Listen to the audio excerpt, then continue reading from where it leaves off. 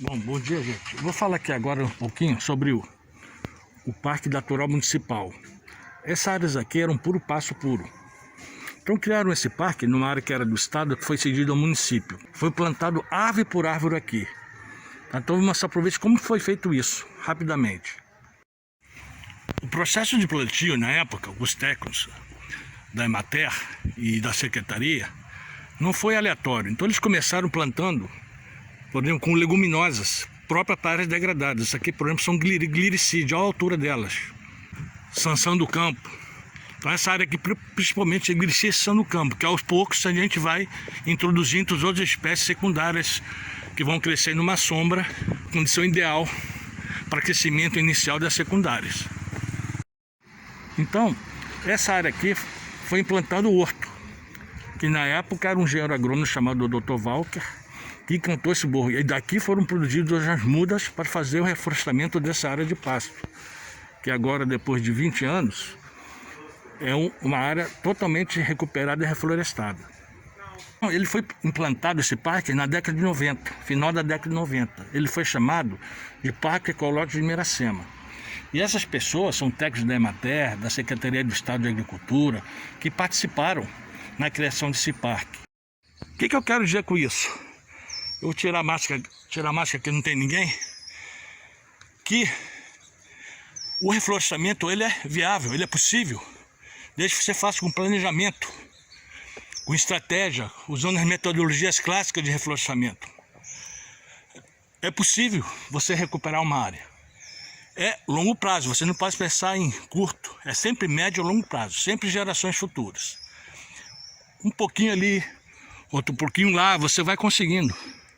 Não tem que seguir muita regra, você trabalha com as possibilidades que você tem, mas faça, que vocês vão conseguir. Eu peguei aqui o bonde andando, o início não é mérito meu, mas eu cheguei depois, 2002 cheguei aqui com outros técnicos, e a gente mantém isso aqui, continua o trabalho que esses técnicos da Emater, Dr. Walker, que produziu as mudas, Antônio Moreira, que é um veterinário da Emater, que ele fez a ponte entre o Estado, a Secretaria do Estado do Rio de Janeiro, com o município, para poder criar recursos e poder produzir as estufas, as mudas, comprar sacolas. Hoje o parque, mediante essa lei, 2008, Parque Natural Municipal, seguindo a lei SNUC, Dr. Walker Oliveira, que é o agrônomo que deu início à reestruturação desse horto aqui. Esse parque tem 3 setores. Esse setor aqui ele tem 15 hectares, mas ele na realidade somando ele tem mais de 50 hectares. Tem os outros setores em outras áreas que somando dá mais de 50 hectares. Aqui vem muitas crianças, mães com as crianças para poder passear aqui mostrando a utilidade do nosso parque para a sociedade de todas as classes, todos os níveis sociais. Aqui vou mostrar para vocês um horto que é do município de Miracema, estado do Rio de Janeiro, um horto municipal. Então aqui temos o pátio das mudas que nós produzimos aqui no município. Então nós temos uma estufa e um pátio de solarização de mudas florestais. Então esse setor aqui que vocês estão vendo, esse setor das florestais, tá? Todas elas são nativas. Que, por exemplo, são caça milim, caça barela. Não existe demanda, muita gente não compra, então elas ficam passando do tempo. Nós vamos realizar poda. Vocês vão pegar uma muda alta e vamos começar a podar. E aí vamos podar isso também para poder não perder o serviço. Então aqui temos jacarandá de Minas, monjolo, temos aqui permirim, aroeira, pimenta, 7 cascas, aqui ipê branco,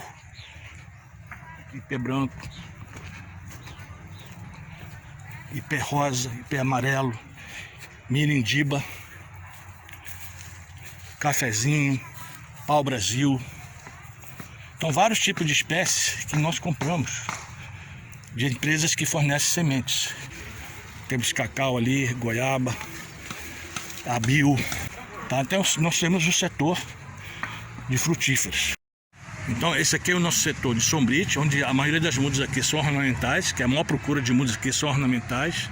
Então está na área de sombrite. Quando estiverem prontas, a gente fazemos o repique. Transferimos ela para a área de solarização, para ficar pronto para venda. Aqui na nossa estufa Nós produzimos isopor, tubete, produzimos hortaliças. O cidadão traz a semente, nós produzimos gratuitamente para eles poderem ter a sua hortinha. Também é um serviço nosso para a comunidade. Então, na época, né, essa área era bem mais precária, na época do Dr. Walker. Quando chegamos aqui, na década de 2000, nós fizemos uma cimentização, criamos um grade, fizemos uma canela de drenagem das águas de irrigação. Bom, gente, aqui vocês estão vendo que tem umas mudas florestais muito grandes. Então a gente pensa assim, pô, joga fora. Não, muitas delas elas brotam. Então vamos ver como vocês podem recuperar essas mudas que passaram da época de plantio. Vocês podem reaproveitar, reacondicionar ela. Então vou mostrar aqui para vocês como vocês podem reaproveitar. Observe, relação copa, muito grande relação. Então na hora de vocês recuperar, vocês podem fazer isso aqui, podar a raiz, do jeito que ele está podando, viu? Raízes grossas, do jeito que ele está podando, e vocês escolhem um determinado tamanho. Aí tá ótimo, aí ficou por ali, né? Ficou essa haste. E muitas delas brotam, então elas lateralmente elas têm gemas e vão brotar. Então você reacondiciona, vocês vão aproveitar. Então, por exemplo, aqui essas mudas são de cabiúna, elas estão mais de 2 metros. E nós podamos ela igual o nosso amigo aqui fez. Então vocês vão observar a área de poda e a raiz, foi feita também poda da raiz, e estão brotando. Então elas podem ficar aqui mais alguns meses e serem reaproveitadas. Então pensem antes de jogar fora mudas, né, muito altas, e que esse tipo de poda vocês podem recomeçar e reaproveitar ela. Então elas não são perdidas. Agora, por que o produtor, dono da terra, ele não consegue reflorestar as suas nascentes, a sua reserva legal PP? É porque isso requer recursos. O custo de reflorestamento de uma área de pasto, ele vai acima de R$6.000 por hectare, sem considerar o cercamento. Então, o produtor da nossa região, ele é muito pobre e descapitalizado. E não adianta ele pedir empréstimo de bancos, que mesmo que seja período de carência, ele vai ter que um dia pagar, adquirir custo. De onde ele vai tirar verba para poder pagar os compromissos que ele adquiriu?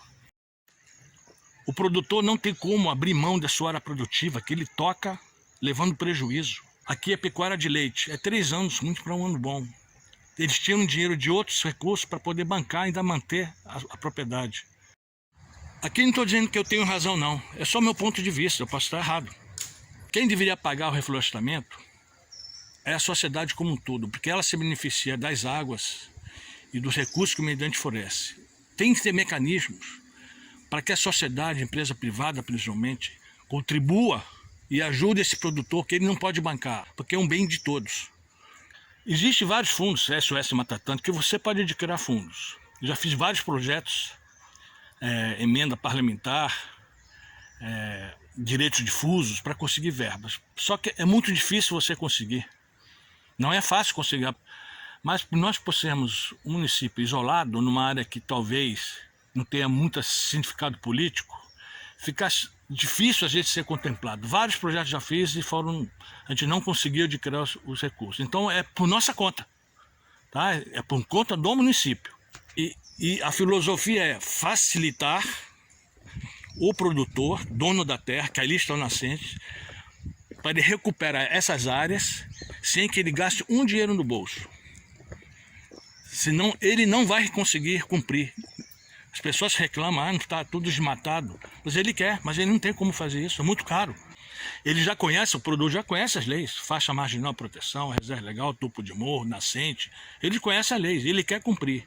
Só que ele não pode, ele não consegue, ele não tem recurso para isso. E eu digo para vocês, se um produtor plantar uma espécie florestal, seja 6x6, 12x12, se ele plantar uma espécie florestal e cercar aquilo, ele merece um diploma. Aí vem o órgão ambiental que não aceita, porque ele plantou poucas espécies. Poxa, é possibilidade dele. Houve um produtor que me procurou, ele pediu um projeto de reflorestamento do órgão ambiental, por uma multa, que ele estava, uma compensão que ele fez por causa de uma multa. Nós tínhamos aqui na época 12 espécies. Então eu fiz o projeto com 12 espécies, 3x3, 4x4, mais ou menos para cobrir a área, usando as 12 espécies, todas que tinham. O órgão ambiental, o que fez? Não aceitou. que precisava de mais 50 espécies. Aí eu pergunto, esse produtor já está abrindo uma área produtiva para poder compensar e cumprir a determinação que lhe foi encaminhada, com 12 espécies. Isso para mim já é um grande ganho. Ele se mostrou disposto a bancar esse custo, mais a cerca, e o órgão ambiental não aprovou porque o número de espécies era insuficiente. De onde ele vai tirar? Ele vai ter que ir em um outro estado, em outro município, procurar um pouquinho ali. Ou seja, um trabalho enorme. Que ele plantasse 6x6, ano que vem ele plantava 3x3 e ia ocupando espaços num prazo de 5 anos, por exemplo. O órgão ambiental não poderia aceitar isso dentro das possibilidades dele. O governo faz assim, alguém cria uma lei, Código Florestal, por exemplo, lá em Brasília, dita uma lei para uma realidade que eles não conhecem. Vocês estão entendendo isso? Então dita um monte de regras, de leis, e joga no colo do produtor. É fácil eu te cobrar, mediante a lei, que você cave um buraco, mas eu não te dou a pá para você poder cavar o buraco. Assim são as leis, a maioria delas. Eu não estou dizendo que sou contra as leis. As leis ambientais são ótimas e elas devem existir. Não sou contra. E os órgãos ambientais, eles seguem a lei. Também não estou contra os órgãos ambientais pedirem demandas, compensações por multas, etc. Não sou contra isso, sou a favor. Só que de você criar governos, criarem as leis e elas poderem ser cumpridas, existe um buraco enorme. Esse é o problema.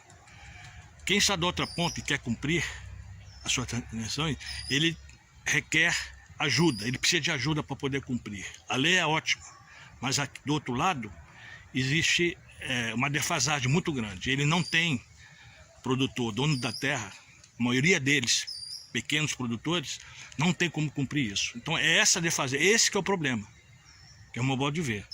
Não estou dizendo que eu tenho razão, mas eu enxergo assim. Bom, é isso aí. Obrigado.